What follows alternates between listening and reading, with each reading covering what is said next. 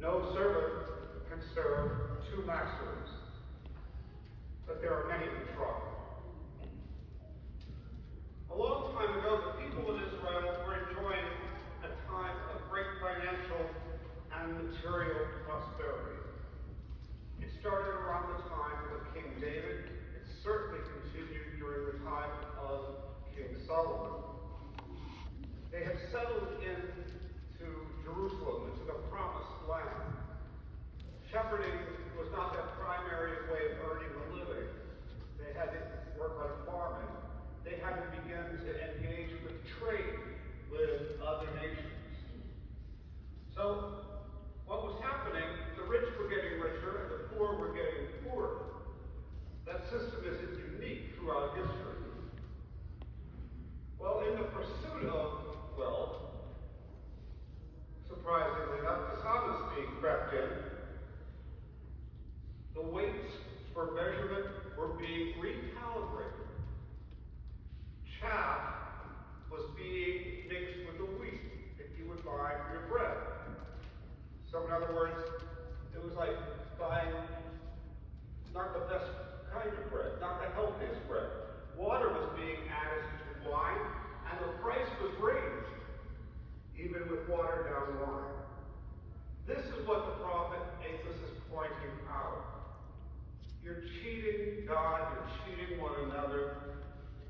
You have lost your focus on the Lord. Then he talks about the Sabbath and the new moon feast. These were the new Sabbath and the new moon festival was a time for prayer and a time for rest. The Israelites resented these feasts. They were getting in the way of making money. So they would all say, oh, we can't wait till the new moon festival is over. We can go back to selling and buying and doing what we like to do best, earning a living. And the prophet Amos points these out.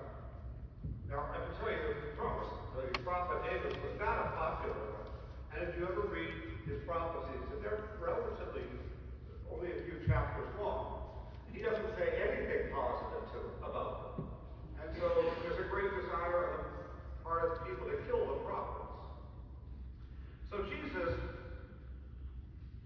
realizing that this is still going on, even in his time, presents a gospel parable. The rich man wanted his money. He heard that an employee was taking advantage of him.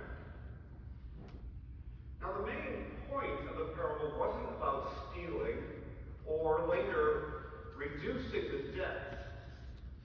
Rather, the point of the parable was that the employee was clever. Jesus points out his cleverness. He wasted no time obtaining a secure future for himself.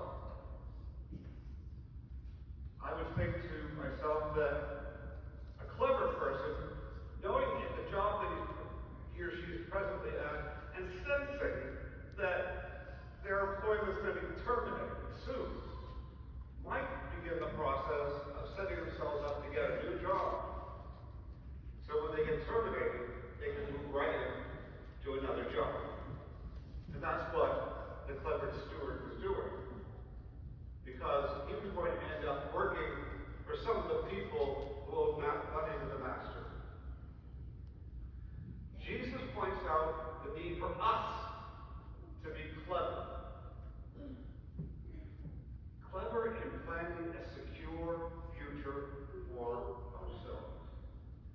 Now, he doesn't just mean a future after you're done in the workforce, which is retirement, or a future retirement, but a future that's eternal. You cannot take it with you. It's a coffin, not a condo. Can't take it with you. St. Paul, in his letter to Timothy, in another place, says religion with contentment is a great sign. If you're greedy, it's hard to be contented. But in this case, the definition for contentment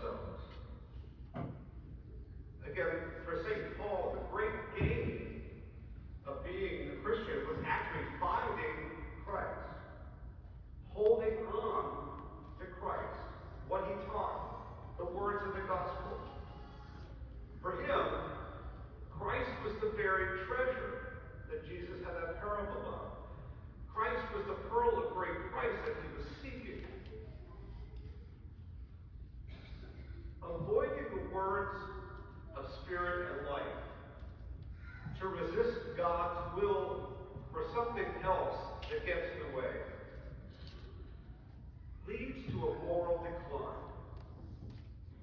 The moral decline of a person, the moral decline of a nation.